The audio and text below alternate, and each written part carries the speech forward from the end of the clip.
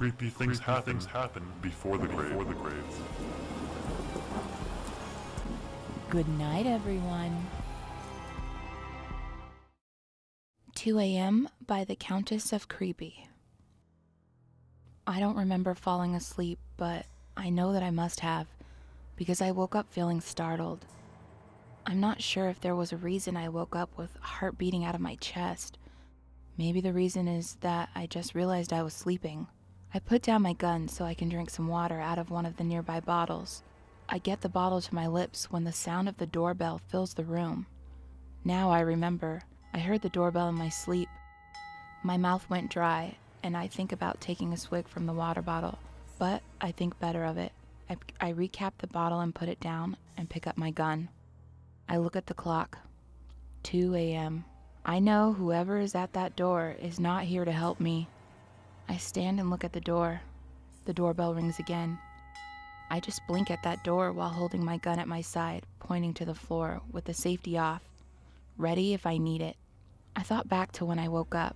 I struggle through the haze of sleep deprivation to remember when I was last awake. I remember checking the food and water supply, then I made sure the barricades over the doors and windows were holding up and undamaged. I know I finished my checks at 11 p.m. I remember sitting down on the sofa, then I remember waking up now. I was asleep for nearly 3 hours. That was the longest stretch of sleep I've had in weeks. The doorbell rang out again, and I lost my train of thought.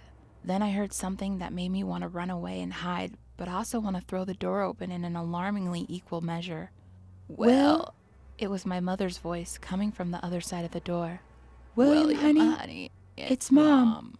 Her voice was rough and had an edge to it that I never heard before, but I could tell it was her. I backed away from the door. My mom was one of the first people infected in our town of Hanover. She had been traveling across the country. On her way home, she had a layover in New York's JFK airport. That is where the authorities thought the bioweapon was released. But no one knew it was released until weeks after the outbreak started. My mom started to feel sick days after arriving home from her trip. We had no idea that what she came down with was so serious. The local doctors were confused about what was wrong with her. Then the news of the outbreaks hit the national and local news. By the time the CDC came to Hanover, my mom was dead. But, like all the people who died of this new illness, she came back. Unlike her true self, she came back as a violent monster. William, let me in.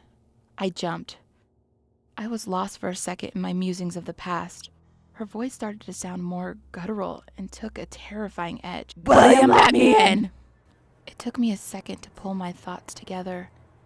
I remember it wasn't long after my mother died before the infected were everywhere, attacking and infecting other people. The healthy people left in town, barricaded their doors and windows, and tried to wait for help. I'm not sure how many are still left. I can't remember the last time I heard the hammering of survivors repairing their barricades. William! My mother shouted and started kicking the door. I jumped back and took another step away from the door. Any remaining humanity in her voice disappeared when she shouted. I looked around myself. I'm running out of things to repair the barricades with. I have about a dozen bottles of water left, most half empty. I maybe have enough food to last 3 days at the most. Only 2 bullets were left in my gun, and I had no extra ammo. I know I won't last much longer, but more than anything, I want to see my mom one last time. Mom? I called out. She stopped kicking at the door. Will, open the door, Will.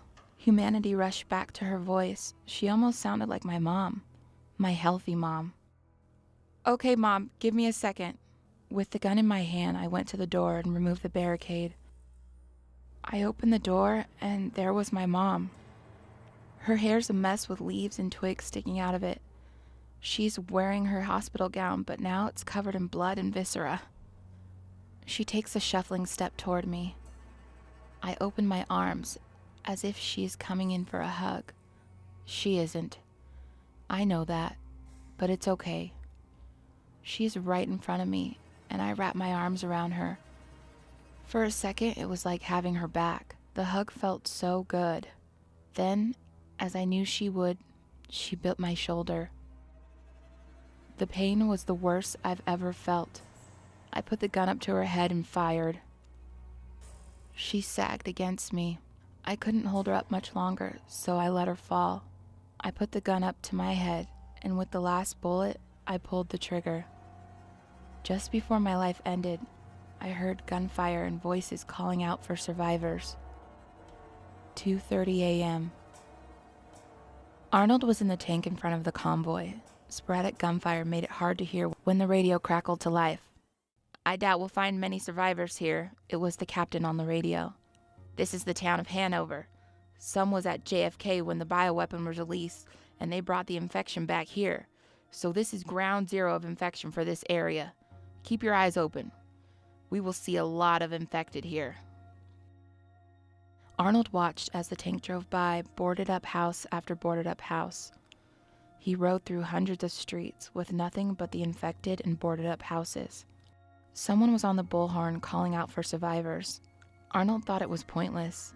He happened to notice, though, that one of the houses had the door wide open. He could see by lantern light coming from inside the house that two of the bodies lay on the floor. One of them had a handful of infected feeding on it. He nudged the guy at the gun beside him and nodded toward the house. The gunman took action, and bullets ripped through the house and killed the infected inside.